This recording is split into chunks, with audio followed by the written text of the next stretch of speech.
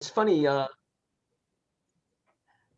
So it's funny because Herman and Herman started at CMU before I did, but when we started, we were young, and maybe Red was old, but now we're all old, and I don't think Red's aged at all. So it is an interesting contrast. But I have to say, it really is my pleasure to introduce Herman Herman as our RI seminar speaker. Herman, for those of you came to us from Indonesia, starting as a graduate student and working his way up, all his way up to the director of the National Robotics Engineering Consortium. And he came to us without a last name. So he gave himself a last name, and he's done some great things with NREC. And people can say how great things are when they go well, and I don't want to suggest the rate of 2016, 2017 was a bad thing, but certainly it was a challenge, and Herman just not only handled it with grace, he's built the team back up to something to well beyond its pre-2017 fighting strength.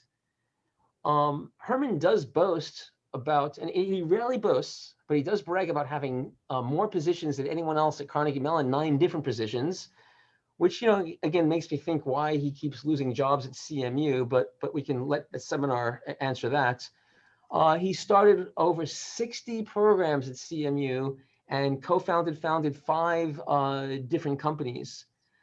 I think he's highly regarded and well known for his leadership on the technical side, but it also is worth noting that Herman does volunteer sometimes for K through 12 education, and he has a strong interest in promoting the DEI issues. And I couldn't find the right words for this, but it was well before Carnegie Mellon was creating programs for that. It's worth noting that more women have been hired into NREC under Herman's leadership than prior to when Herman started to the beginning of NREC. So I just wanted to acknowledge that and his contributions to the climate committee as well. So let's face it, Herman's a man who doesn't need an introduction, and he doesn't even need a last name. So here's Herman. Thank you, Howie. Thank you for the intro. Okay, thank you everybody for joining today's seminar. Okay, hopefully you will find it informative and entertaining. Okay, so as I'm preparing for this seminar, okay, one of the talents I have is over the years, as Howie said, I have started and led quite many programs. Okay, certainly given the constraint of time, we cannot go over majority of them. So I'm trying to pick and choose a few of them to go over today, just to give an idea of the various things that I have developed over the years, and also offer some of the lessons learned during development of those systems. Okay. So this slide shows some of the general category of the various research team and R&D program. On the left side, certainly mine detection, IED UXO detection is close to my heart. And we have been doing research on that from since 1990s all the way to now. Okay. Another topic that is close to my heart is agricultural automation. Okay. Including automated farming and so on. So I will give some example of a few programs that I have led in that area. Okay. Then I will also give a few example of a few other category, platform development, for example, autonomous system development for consumer robotics. Okay. And also some of the more complex system that NREC is uniquely sort of qualified to do, that almost nobody else in the US or in the world actually could do. So, okay. So first, before I go to the detail of some of those programs, one of the most common questions that I got is, what does NREC do? Okay, some people know us well, but many people don't. So NREC does mostly applied R&D, as opposed to the basic research that many faculty do excellent job on campus. NREC is spin-off from the Field Robotics Center. Red Whitaker is here. I'm happy to see you, Red. And Red started Field Robotics Center first on campus, and we are spin-off from that center, right? So the chart on the right sort of show the focus of our activity, right? So we do some basic research, but that's not our focus. Our focus is applied R&D and solving real-world application.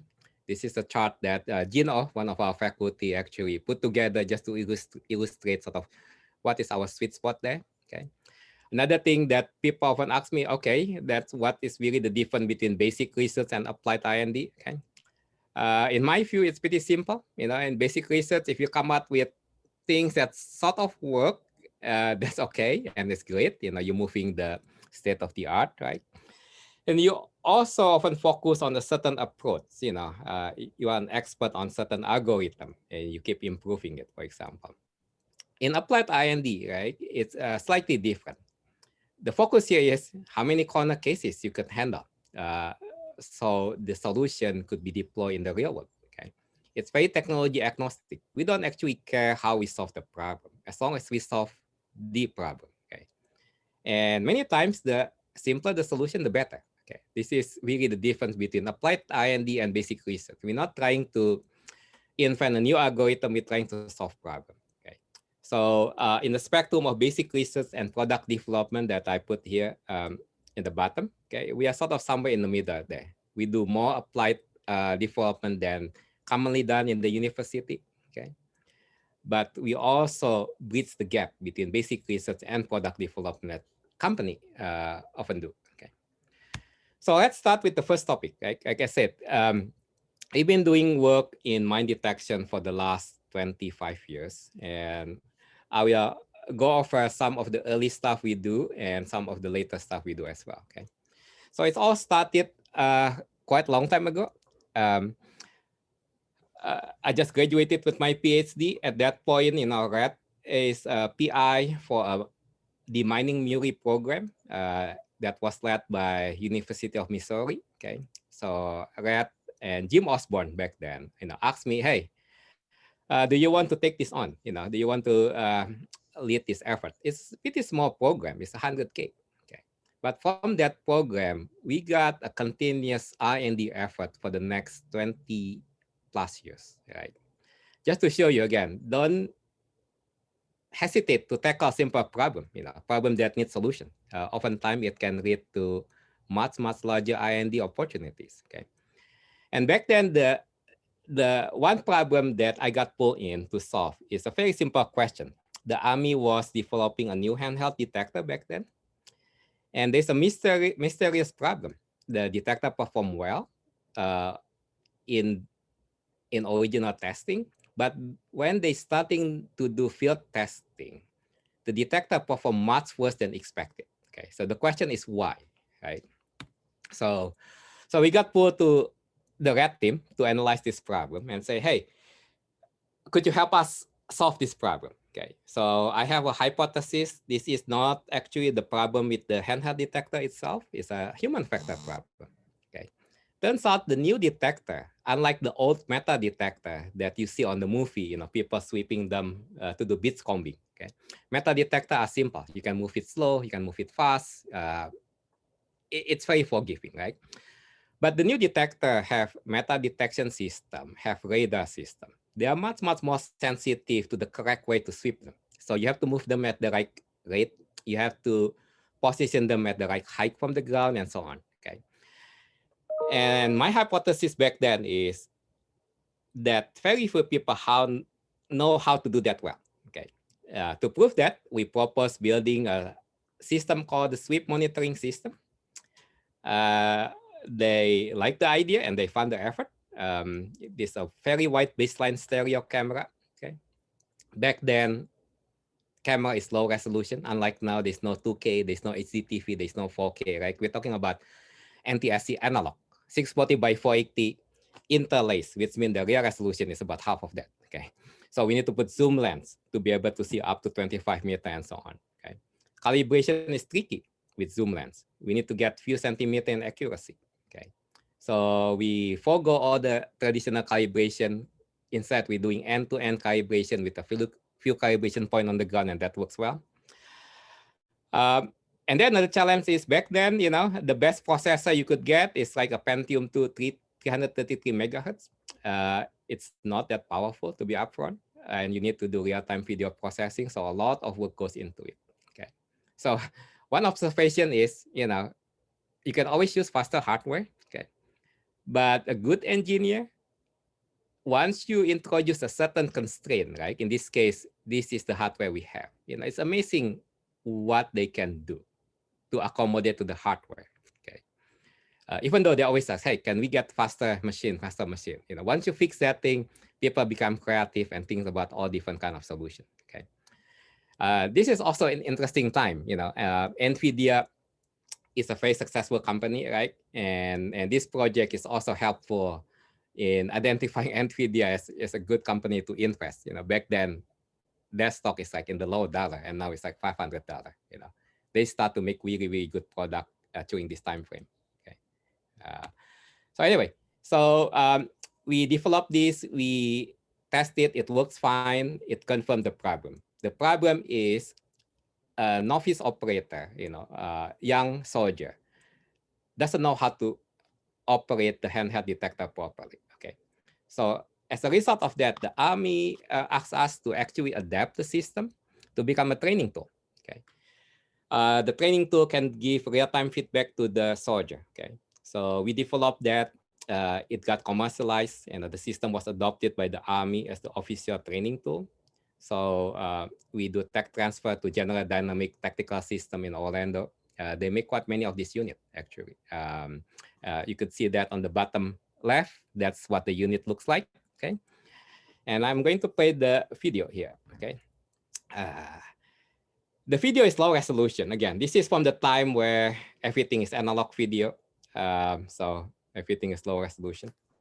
Let me, okay. So you could see the tracking, the system tracking the handheld detector, okay? And on the right side, it shows the overhead map of that. So if you have a gap, for example, right? The sweet spot of the detector is very small. It's just like a tennis ball.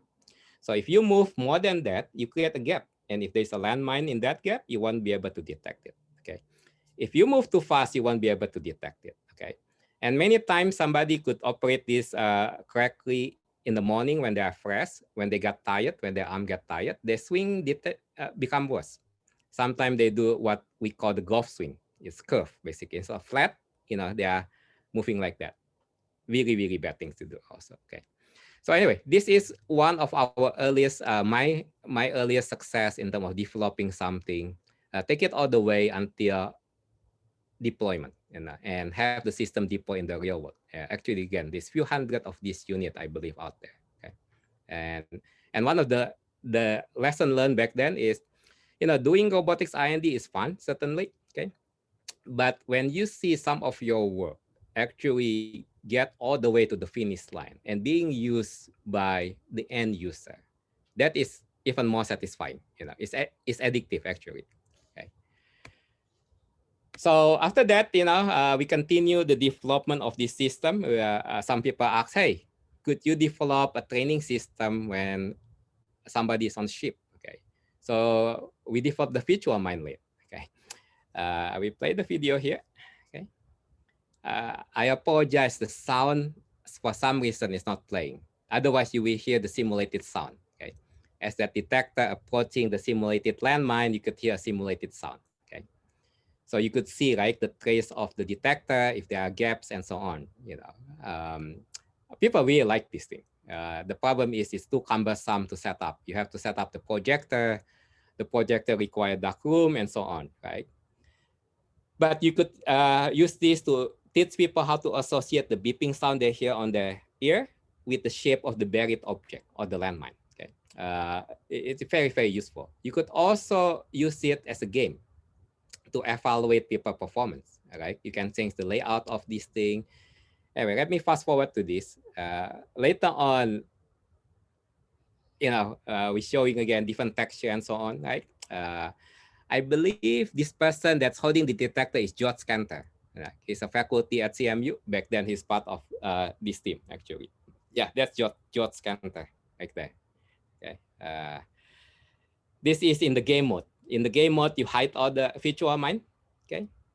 And if you step on it or you pass the point where you should stop, it explodes, it play an explosion sound, okay, and keep score. So anyway, it was fun project, but it never gained traction. It's too cumbersome. The hardware require a lot of processing power also, and so on. Okay, so we put these to rest for quite many years. Okay, now fast forward to a few years ago, 2015, 2019. Finally, the hardware catch up. Okay, and we approached the same team on the Army side, and asked them, hey, are you interested in us revising the system and develop a newer type of that? So they said yes. Okay, so we developed a couple system. One of them is the augmented reality system for handheld detection system. The idea is we want to give soldier X-ray vision, okay, so they know what is underground. Instead of hearing beeping sound, they can just see it on their VR headset. Okay, VR is fun. Virtual reality, augmented reality is fun. Okay, but it's actually very hard to find good application. Most of them just toy application. Okay, I think this is one of really good application. Okay, you could actually visualize what is buried down there. Okay, so on the video that is playing right now, you could see if that person Levi creating a gap. Okay, when there is a metal object, you can see the highlight and so on, right? But you can also see there's a lot of cable connecting that gold color camera to a PTB computer on the back end. Okay, and if you fast forward 2 more years, we managed to miniaturize everything to that camera we have down there. That's called the quad cam, one of the common building block that we develop at NREC. Okay, that is a smart camera with built-in processing, CPU, FPGA, all those things, and we can run the whole algorithm now inside that camera. Okay, so if you play back the right one, okay, that is the finished product we delivered last year. Okay, so it's a fully virtual training tool using HoloLens. Okay, so if you're moving too fast, it becomes red. Moving too slow, it changes color. Okay, you can see the gap. You can see all the feedback. Right, but the nice thing with the VR is the trainer can also like that. The trainer can also see at the floor and see how the student, the trainee, is doing. Okay, this is very useful feature. Right, we can turn off the feedback for the trainee, but leave it on for the trainer. So this is a big success. Actually, we end up building about 20 units. You can see all those camera module there, and they are testing it right now. So very exciting, actually. Okay, but you thought this thing is about robot, right? This talk is about robot. Hey, we are the Robotics Institute. So why do we want to have human do this mine detection? Why don't we have robots? Okay. So yes, so we have been building mine detection robot for many years. The first one here on the left side is done in late 1990s. That's Jeff McMahill. Jeff has been with NREC since almost the start in 1998 and has been involved in quite many of these programs as the principal engineer. Okay, so on the left side is the hybrid man-machine demining system. So that little robot is fully controlled by that person, Jeff. Okay, he can tell the robot where to go, and the robot will control the height of the detector autonomously. Okay, he has a slave camera on the robot, so he's wearing an old VR headset. Back in 1990s, you could get them from Epson. Not as good as what's available right now, but you can still get them. And the camera is slave to his head. Okay, so he can look in certain area, and the camera will follow his view. Okay, like that, right? So it was pretty advanced for the time. I mean, fast forward, right? It can adjust to the terrain profile. In the back, there is the trigger mechanism. Okay, the idea here, if the robot misses detecting a landmine, we want to blow it up. We don't want to hurt a human being. Okay, so this is a mechanism that apply about 2 to 4 pound pressure. That's what it takes to blow a personal landmine. Okay, and trigger them if we miss them. Okay, on the right side here, that just show terrain following using a real-time terrain map. Okay, like that. Okay, on the right side here is a more advanced robot. actually the builder for this robot is also here, in the seminar, Greg Paff with Ray Russell. They built the chassis and built the scanning mechanism. Okay. So this is a joint project with an HBCU in Missouri, Lincoln University in Jefferson City. Okay, so okay. From that on, we keep building more and more robots, okay, to satisfy different use cases. On the left side is one robot we built with a company called NITEC. They have a very nice ground penetrating radar. We built the autonomous robot to hold it, okay. That was sent to Cambodia and Angola for testing. That was quite a logistic issue to solve. You can see all the container, being put on the truck, transported halfway across the world. Oh, that was quite an adventure, right? But that's what you need to do. When you develop robot, having it work in the lab is nice, but that's not the real reason. Just like Red want to send robot to the space, right? Because that's the target, and you want to do that, and you want to get it out there to the moon. Same thing. When we develop robot, we want to deploy it in the intended environment. And in this case, that is Cambodia, Laos, Angola. They have hundreds of landmines there. Okay. Few other robotic system we built for, again, different use case. Okay. After a few years doing this, some of these things already gain some interest and start transitioning to the end user.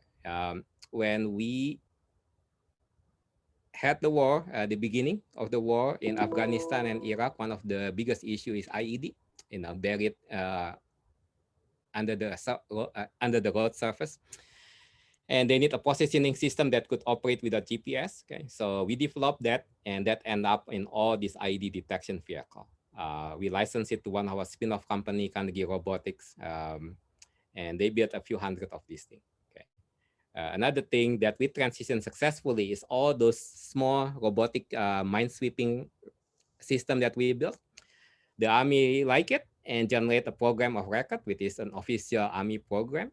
And Carnegie Robotics worked with us to make that happen. Okay. And I'm just playing the video of the current system. You could see it's much, much more mature. Okay. It's very smooth, very, very capable. And not only it can do detection, it can also place an explosive to destroy the buried threat. Okay. And this video, we show some of that too. So the CEO of this company is John Bears, which used to be the director at NREC as well. Okay. And he and his team really do a good job taking what we have developed at NREC, maturing it, and build it as a really robust robotic system. Okay, really, really good job. I'm very, very proud of what they have done with this thing. Okay, let me fast forward this. There is, okay. So it find it, right? It's trying to localize it, and once it localize it, it mark it with that X there. Okay, and then it sort of grab the device that neutralize the threat. Okay, you put it there. Okay, and this is why we cannot conduct this work anymore on the university side at NREC. Some of these things are classified, the information. So at that point, you do need to transition this kind of work to a company, okay? And that's what we did. Right? But again, it's very satisfying to see all those robotic systems that we have been developing for quite many years being transitioned to the end user. In this case, the Army. Okay. Now, in addition to DoD application, defense application, we also do a lot of system development for humanitarian demining. Like I said, we do a lot of testing in Cambodia, Laos, Angola also. And that one thing we quickly realize is robots are nice and fun, okay? But sometimes simple things is better, okay? So we end up creating a cart, a manual push cart, because for unexploded ordnance, you can step on it. It will not blow up, okay? So it's simple to deploy. The user interface is Android app. Everybody, even in third world country, knows how to operate a smartphone.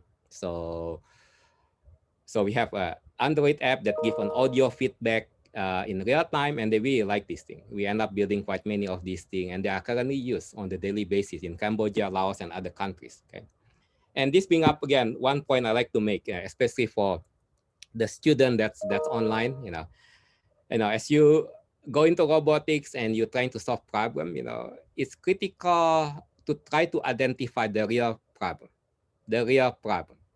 what the end user really need, not what they want. Okay, because originally we thought they want robots. Okay? In the end, after a while, we realized that's not really what they need. Okay, they need a simpler solution, and once we understand that, the solution gain traction pretty quickly. Okay, it's just showing different operations. The system is designed to be really, really simple. Okay. Now let's move to the second topic, which is ag robotics. This is another favorite topic of mine, and we have a couple of different programs going on right now, and also in the past 20 years. Okay, so first high-level comment on ag automation. One thing that's very clear, as we work more and more in this area, okay, is that I have a very big appreciation of farming and food production. It's hard. It's hard work. Okay, people who are in the farming business, they deserve a lot of thanks from all of us. Right? It takes a lot of work to get to that cereal, getting that cereal strawberry to your table. Okay, and what is shameful is, according to USDA, 30-40% of all food is wasted at the retail and at the consumer level. Okay, so just keep that in mind. It takes so much effort to get that food, one piece of food to get to your table. It's actually pretty amazing what you need to do. Okay, this is also an area where I believe there's a lot of automation opportunity. Emphasis on organic growing. Using less chemical, less waste. More local food production. Using less resources like water or fertilizer. They're all aligned with automation, right? So one of the things we developed at NREC is autonomous tractor. Okay, the concept here is we have all these semi-autonomous tractor. They will work by themselves most of the time, and when they need help, they could bus the operator, and the operator help them quickly, and they resume of autonomous operation. Right. So we built quite many of these robots. A couple of them operate in Florida for extended basis, and we have the histogram on the left side. Okay, so that's obtained after about 2,000 miles of operation. So what the graph capture is how long it takes for a remote operator to handle issue that the autonomous robot encounter. Okay, so you could see most of the problem could be resolved in 30 seconds. So basically, the robot encounter a problem, it busts the operator realize quickly what the problem, handle it, and give the control back to the robot. Okay, so as long as we can do that, many times a semi-autonomous system is what you want, not a fully autonomous system, just because the cost difference could be very significant. Okay, this is the area where we do a lot of testing. Okay, and another thing we learn is designing a robotic system that could be operated by engineer are not that hard. It is much more challenging to develop one that could be operated by non-technical person. In this case, the farmer themselves, would like to operate the robot. It need to be that simple and need to be much more robust. Like, what are the challenges? It sounds simple, the problem, right? Driving tractor in the farm. The problem is the orchard can have tall widths, a lot of leafy trees to maneuver. Space is tight. There is a lot of ditches around the farm and so on. And you also need to operate 24/7. So not only you have to have solution during the day, you have to have solution that work at night too. Okay. This is one of the system we developed. Okay. This is done in conjunction with John Deere and USDA. It's a pretty big program, about $6 million program running for 3 years. This is captured near the end of that program. This is show autonomous mowing. Again, we make this system simple enough that the farmer themselves can operate this autonomous tractor.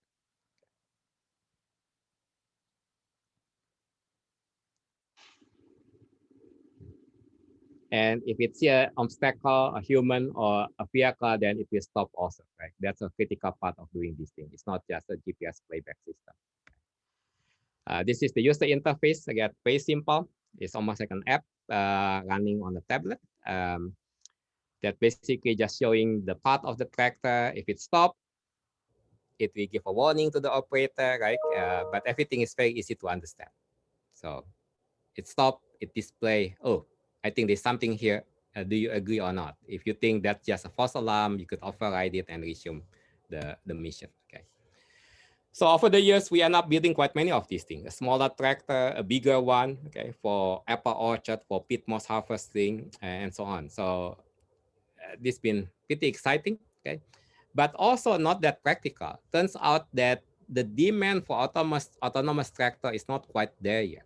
So the technology is here, but from the business side, the demand is not quite there yet. Okay. So on the shorter term, there are many other opportunity for automation. Okay? And one of them is combined automation. Okay. So this slide illustrates one of the most successful thing we developed for John Deere, which is a grain quality sensor. Okay.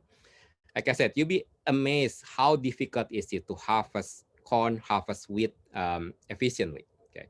So John Deere Combine is a factory on wheel. It basically go to the field and get the corn kernel and harvest it, right? So the problem is if you don't have the right setting, you could have a lot of debris. You can have a lot of stress. You waste a lot of material. Okay, so setting it properly is very hard. So what we develop is we develop a smart camera system that can monitor the corn or the wheat in real time. Okay, here we're playing the video, and in doing the classification in real time. Okay, and based on that, the system make automatic adjustment.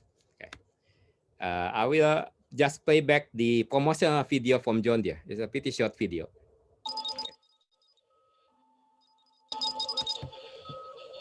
Again, it's promotional video, so a lot of cool sound and things like that.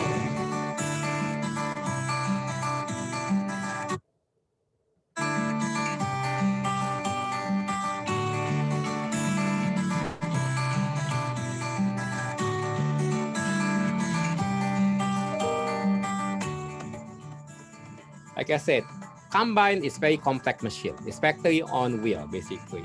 If you're experienced, you can set all the parameters sort of optimally, but it's very hard, right? So if you are an untrained operator, it's very hard machine to operate. So with this grain quality sensor, some function to be automated. You just basically press the button to optimize the setting based on what you see here. You can see that the output from the camera and make necessary adjustment. Okay, so this is a very successful product also, right? And again, to my point earlier, it's very satisfying for me and for the team that work on this thing to develop this and see it being put to use, and people love this system. So that's very satisfying. Okay. Another things that also introduced automation in a phase approach is the active field control. You know, this is also called AFC. This is another successful product we developed for John Deere. Okay. The goal is, you have this thing called self-propelled forage harvester. Okay. While you are driving this thing, you also need to adjust that spout that load the cart that is being pulled by the tractor trailer there on the picture. Right. This is a very hard thing. That spout output a lot of material. So if you miss it, you're going to waste $100 to $200 worth of grass or other material very quickly. Okay. Now, one thing that is different between basic research and applied research, usually in applied research, the problem is not so much as developing the proof of concept. So on this project, for example, probably 20% of the effort goes into the proof of concept. We could get to that point pretty quickly. Okay, we have the idea, oh, we can solve this with seeing camera, computer vision.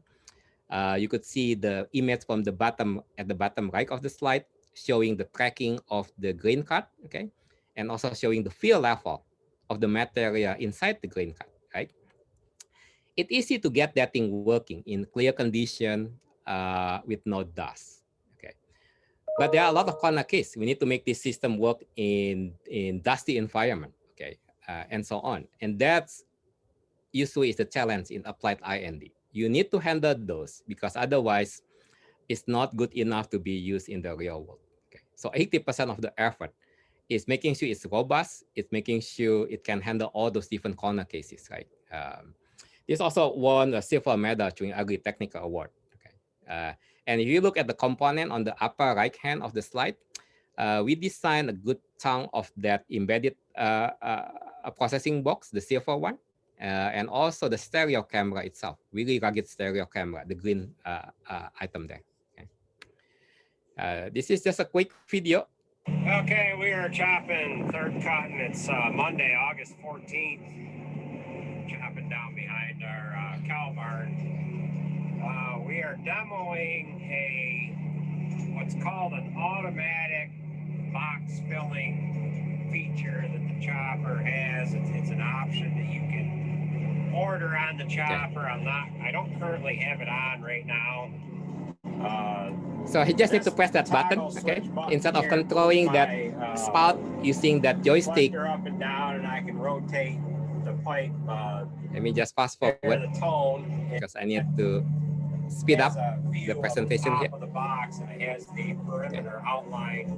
See, that's it, right? Now it put on auto, it starts tracking the cart. The lead on this thing, Jose Gonzalez, really did a wonderful job in taking this to the finish line. It's a product that you could buy from John Deere, and again, people really like it. And it's very satisfying again to see your product being reviewed by the end user, in this case farmers, actual farmers, right? And they think this is very nice. So. Now, there is several different fill strategies that pipe is going to go ahead. Let me. So we're getting back. Okay. See, they like to really fill this above 100% because that is more efficient, right? So the truck leaves and then another one come. We need to do a new cart acquisition and so on. And the offset is at 5. So now the beeping in different tones is it's just recognized another truck. Okay, we are chopping. Okay. Since we are short on time, I will just play a quick snippet of here. This is another system that illustrates why solving problem like this is hard. It might look easy, but it's not. Look at this card, right? This card is really different. The top part of this card is transparent wire mesh. So if you don't have the solid algorithm, you think that's the top of the card, but it's not, right? So, okay. Now I want to move to another topic, which is platform and subsystem R&D. That's another category of work that I have done for quite a while. Okay, and a good example of that is the Lager platform development. So back in 2005, 2007, DARPA commissioned NREC to design and build this platform for their Lager program. We end up building about 60 robots. Okay, that's done with a partnership of a small company called Robro. They did a good job building the platform. We supply all the electronic, the perception sensor, and also we developed the baseline autonomy packet. So this robot can drive around autonomously, actually. And the performer will take this thing and supplement the baseline solution with their own algorithm, right? So one of the best video of this is actually not created by us. It's created by NYU. Jan LeCun back then used this platform as one of the first sort of self-driving robot using the deep learning approach. The main challenge in off-road robotics is the highly changing and unstructured environment. Learning algorithms can adapt to changes in lighting conditions and obstacles appearance, where conventional algorithms often fail. The Lager vehicle provided by NREC comes with 4 cameras allowing passive stereo vision, a GPS receiver used to reach a GPS goal, and 4 so I will stop it there. Computer. But again, in this program, we are not the focus of the research program itself. We are the facilitator. We built this platform because building robot is hard, and many software people doesn't know how to build robots. So we built the robots for them so they could put their different algorithm and do their research productively. Right? like I said, we end up building 60 of these things. And one lesson learned is if you think you know how to build robot, one robot or two robots, you don't know really how to build robot until you build quite many of them, because it's introduces whole new challenges. You know, we end up building 60 of these things and encounter a whole set of new issues. You know, making them behave identically, how to calibrate them, a lot of production issue and so on. Okay, and if you building even more robot, hundreds or thousands, you know, those issues tend to get amplified as well. Okay, so I need to pick up the pace here because we are short on time. Just a quick fun video, like Ropro, Ray, and Greg, you know, also adapt one of these robots to do the first bit during one of the pirate games. Okay. So life is short, you know, when you get a chance to do something fun, hey, do it. Okay. Another a good example of core technology that I have helped develop at NREC is SACR. Okay. So many applications require a robot to be operated remotely from far away. And the issue there, many people think is bandwidth. There's limited bandwidth to control the robot. It's not. The real issue is latency, you know, speed of light. Nobody has figured out a way to transmit information faster than speed of light. So if you have a robot halfway across the world, it might take 1 or 2 seconds for that video feedback to get to the operator. Okay. So SACR is a patented actually approach to get around that. Okay. And the idea here is we construct the 3D environment in real time, okay, using camera and LiDAR. Okay, that show the LiDAR scanning the terrain, okay. So I led this thing with another NREC faculty, R. Kelly, okay, and end up having a couple of programs to push this technology forward, okay. And then you overlay that with the video data, okay. And then once you construct the full 3D data, you could do forward projection of the vehicle position in the world based on the latency. Okay, so what you see should reflect the location of the vehicle in the real world. Okay, if we don't have the latency. Okay, so we test this thing. We operate few vehicles in San Diego from Washington D.C. The signal goes through multiple satellite bounds to simulate long latency, 2-4 seconds, and it works very well. Okay, we can drive obstacle course and so on. Okay. So again, this is just one of those useful technology that could be used again for many applications. Okay. Another thing, another example. This one is on the hardware side. You know, more and more of our programs requires a data collection. More and more programs use deep learning approach, right? And one of the issues is you need to collect data, and sometimes you need to collect data with multiple spectrum, laser, and so on. So one of our engineer, Jimmy Bourne, have an idea to create this, and this is what it looks like. You know, very nice handheld system, battery power. Actually, just using Makita handheld real battery, and can operate for a few hours. You know, in this case, you can have multiple camera with different spectral response. You could have laser rangefinder, thermal camera, and so on. Inside, there's a NVIDIA embedded processor, so you can do real-time processing too. Okay, so we anticipate we'll be using things like this more and more on every program, and it's very nice to have a standard unit that we can just send to do data collection. Okay. Okay.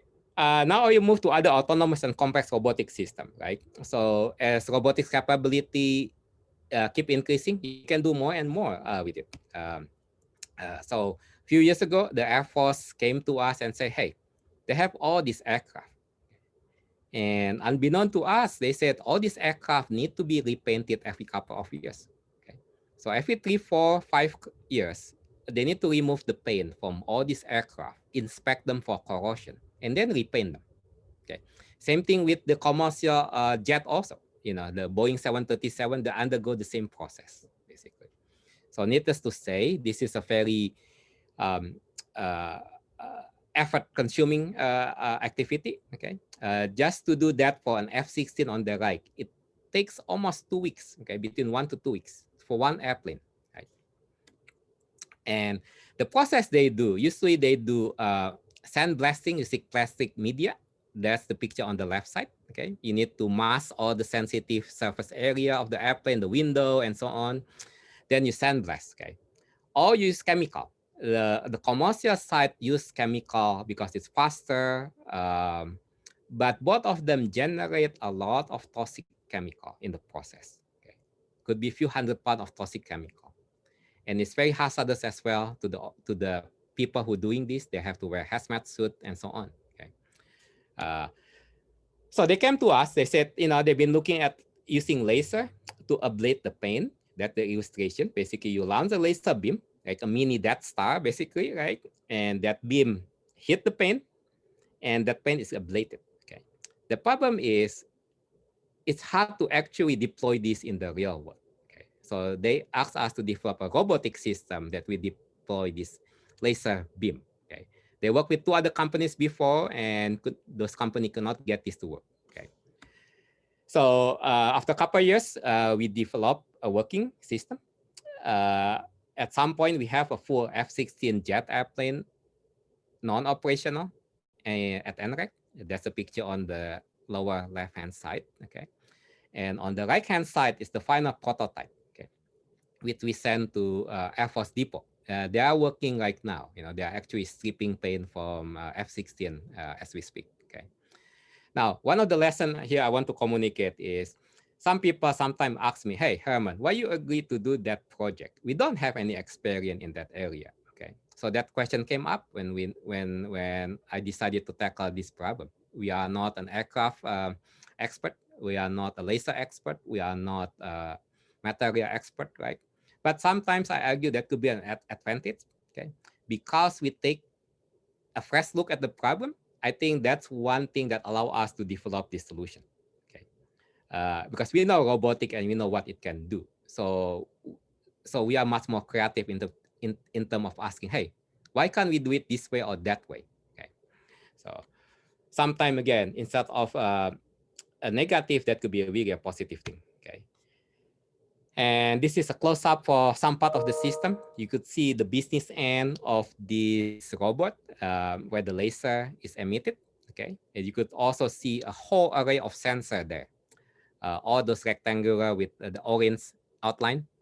Those are the custom sensing head, okay? There are multiple camera with different characteristics to analyze the surface, to decide whether the surface laser should be applied to that surface or not, okay? And on the right-hand side, that show another angle, okay? One beautiful thing about this is that we also have complete cleaning solution. There's a vacuum, and the vacuum draw all the paint particle, and at the end of the process, all the paint is captured like in a bucket, in a container, right? For an F-16, you might have a 8-ounce coffee cup size container that hold all the paint. So it's very, very clean, okay? Another thing I want to bring up here is there's a tendency, when you build a robot and you don't have the right expertise, that people try to solve hardware problem using software problem, okay? And usually I don't like doing that. If you do that too much, you're just compromising quite a lot in terms of capability. In certain cases, you need to have the right sensor to capture the right input. There's no algorithm out there that could create useful signal if you just don't even capture the right input, okay? So for this reason, we built a very, very nice sensor head to capture all those needed input. So the project and 2-3 years ago, we decided to launch a spin-off company, Titan Robotics, which is now supporting the system, building new system and so on. This is a video of the system working in Air Force Depot on an F-16. You could see the laser beam there, okay? You could see some part of the aircraft is yellowish color. That means the paint has been removed, and what you're seeing is the primer, okay? So these 2 robots working together for an F-16 and up to 4 for the giant C-130, okay? You could see how clean the floor is, right? You can actually eat on the floor. All the paint particle is captured. This is something I'm very proud of, right? Like not only we streamline the operation, we make the whole thing much cleaner, okay? We prevent generation of few hundred pounds of toxic chemical. for each airplane, and you multiply that with few thousand airplane, it's a significant impact, right? So, okay, and let me play the C-130 because again, we are pretty short on time here. Okay, this is the bigger one, bigger aircraft, C-130, okay.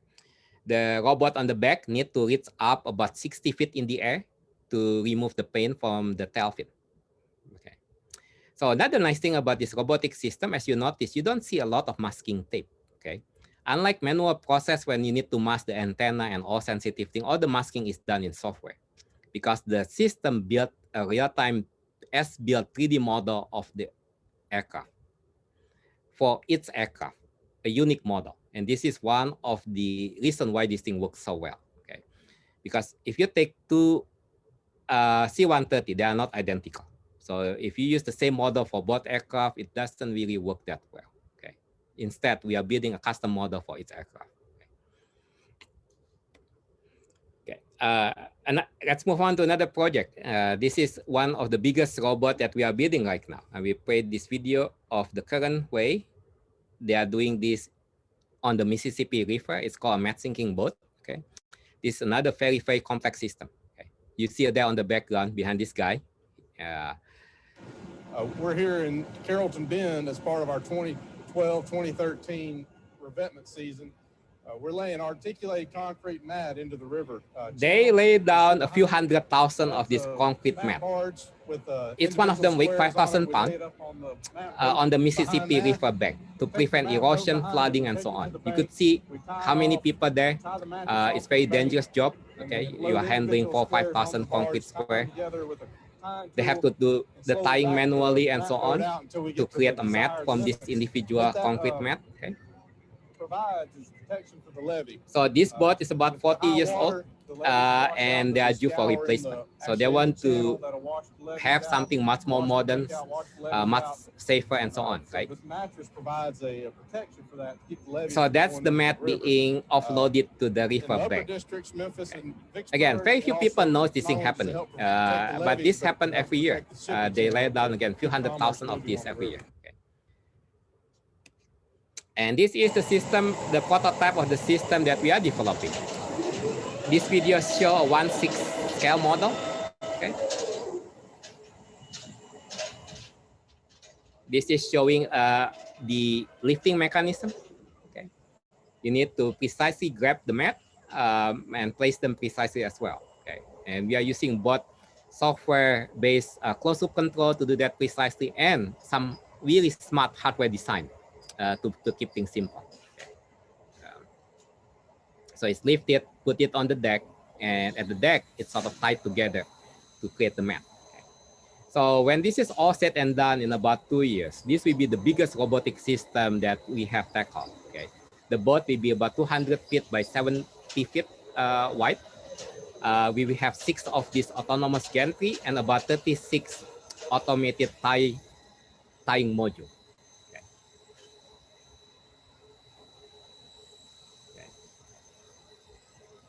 Right. So that's the process of picking up. Okay.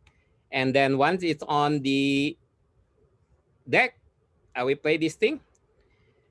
We have roller and camera feedback and laser feedback to align them. Okay. Because those grooves you see on the concrete need to be aligned to each other. And that's where you tie them together using wire ties. Okay. After they are aligned, then they are moved in the downward direction to make space for a next set of concrete mat, right? So this all sounds simple, but it's not. You know, this is a very, very complex thing. Probably one of the most complex system I have the privilege to develop, okay, or to lead. I mean, certainly this is a big group. There's a lot of great team member, okay. So on the left side is a video from the tying module. You could see the close up the concrete mat. Okay, you need to identify the cavity, the tension wires, and tie them all together. Okay, on the right hand side, you could see the actual tying activity happen. Okay, now for those of you who will end up, doing robotics as career, when you are developing something ambitious, one of the most common feelings during the development is, wow, this is hard. Okay, this is very, very hard, and that is absolutely true.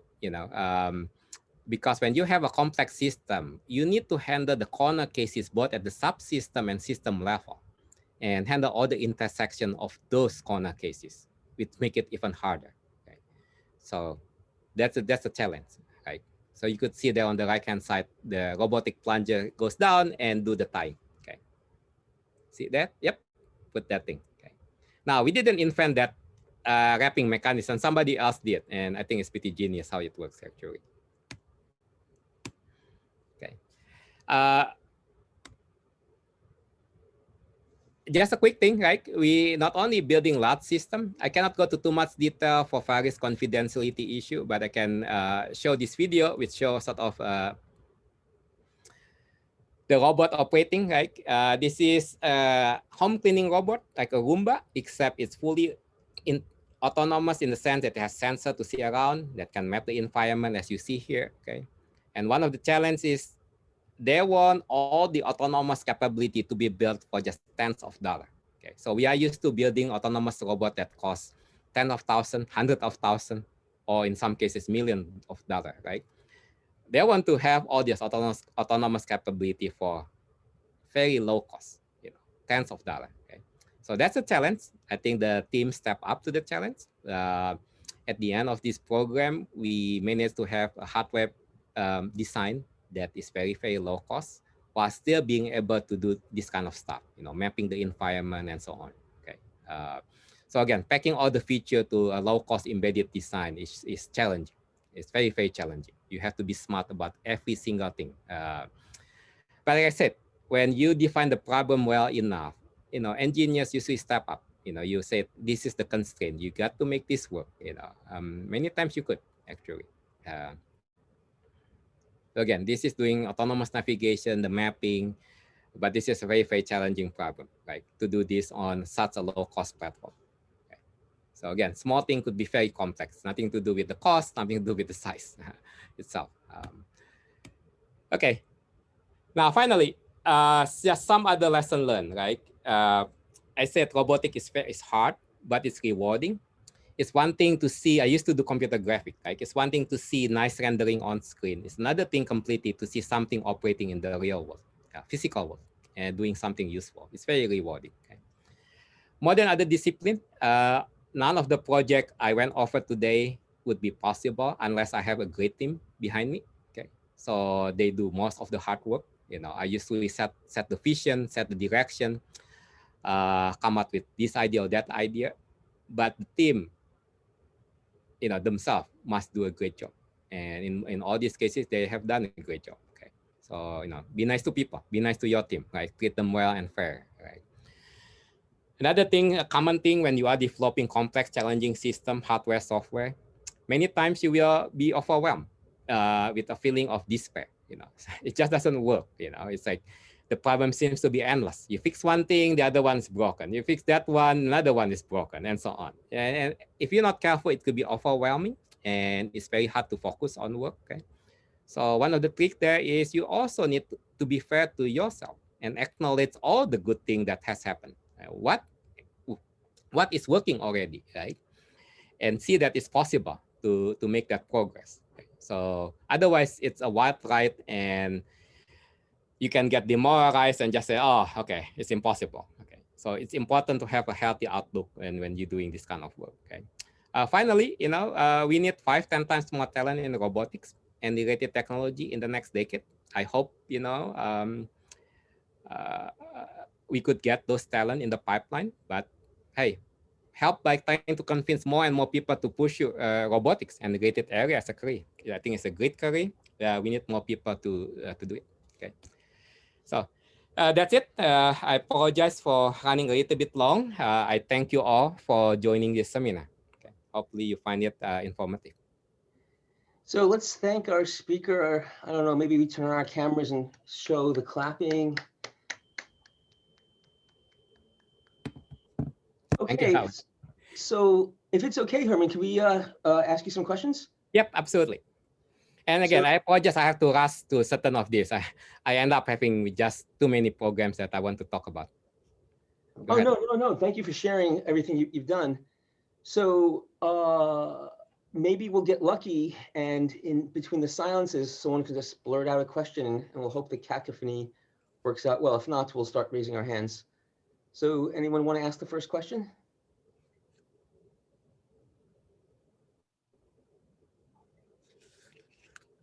Okay, I actually have 3 questions. So and people stop me if you have another question. So the first question is, so let's say, I'm a student at Carnegie Mellon, either graduate, master's, graduate, PhD, or an undergraduate, and I want to be part of this organization, NREC, and work on cool robots. So what should our students do? They can certainly contact us. Okay. They can contact anybody who work for NREC or can contact our recruiter, Adam and Christine. The contact information is on our website. Okay. And we would love to engage with more students. Okay, and I think we'll figure out other opportunities to have NREC people interact with our classes. I'm Demi, for example, taught my class today, Yep. which was great. Okay, second question is, you said something about building up a team and your successes on your team, but the truth is you still built the team, or at least had a strong role in building the team.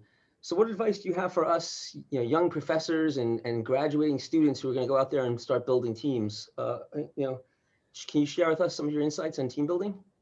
Yeah, I think it's critical to treat everybody as an individual. Okay, there is no two identical persons. So the way somebody works optimally is different with the person next to them. Okay, so to treat them as individual, trying to understand the way they work, the way they operate, and trying to accommodate some of that, I think is key to building a good team. Like if you treat everybody the same, usually it doesn't work that well, right?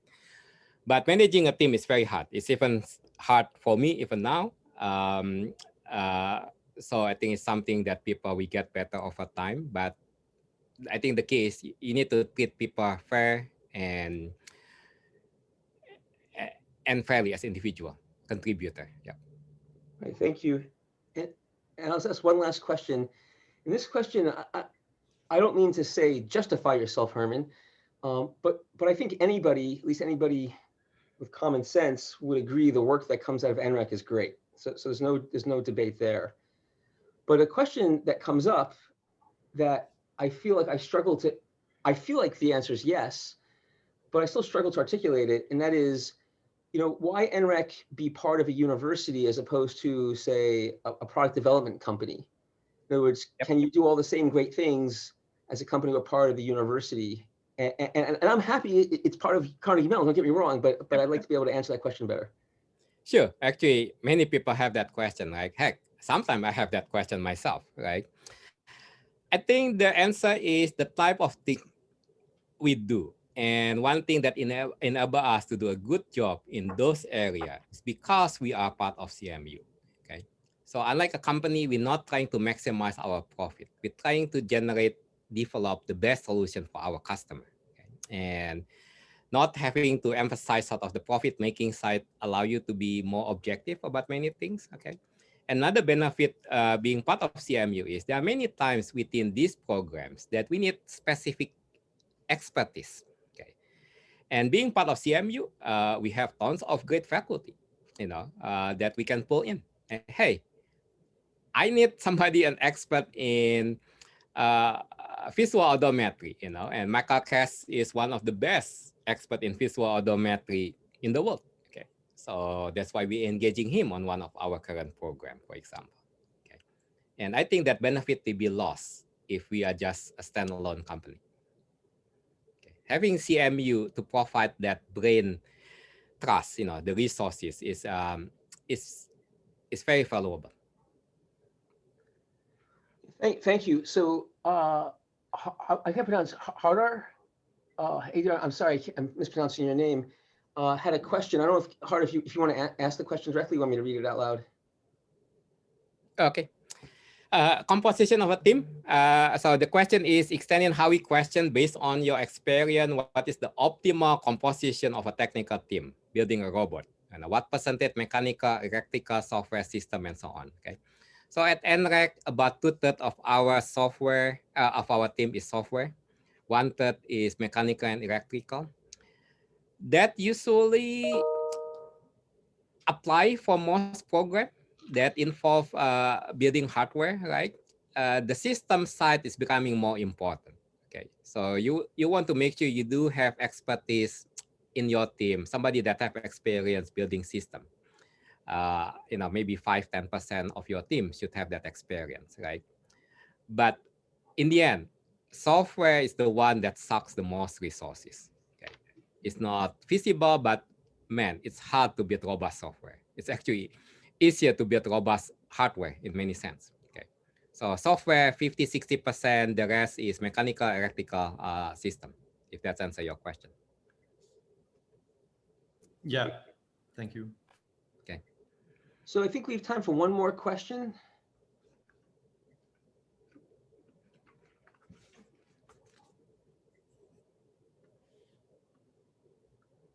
Okay, then I get to ask a question again, so I'm lucky. So here's a question people constantly ask me. So what's going to be the next best thing in robotics? So I know where to invest all my money. What do you think the next best, when you get that question, how do you like to, I'm not going to ask what the next best thing is, but when you get that question, how do you like to answer it? I think that depends on your perspective, right? So according to my wife, the next best thing in robotics is when we have household robots. Okay, household robot that help her, manage the household, right? Clean the house, do all the laundry, do some of the cooking and so on, right? Everything else doesn't matter to her, I said, when are you going to build that robot for me, right? So I think everybody look at robots as a way to improve human life. And depending on who you are, whether you are a farmer that want to have robotic solution to help the farm operate optimally, okay, or whether you want a robot to help you doing household chores or what, I think it depends on your perspective. My guess is in the next 5 to 10 years, many of these things will happen. Not just one thing, but on multiple fronts. Oh, thank you.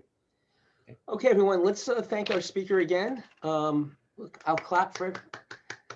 And Herman's very accessible, so please, if you have more questions, fire away at him via email.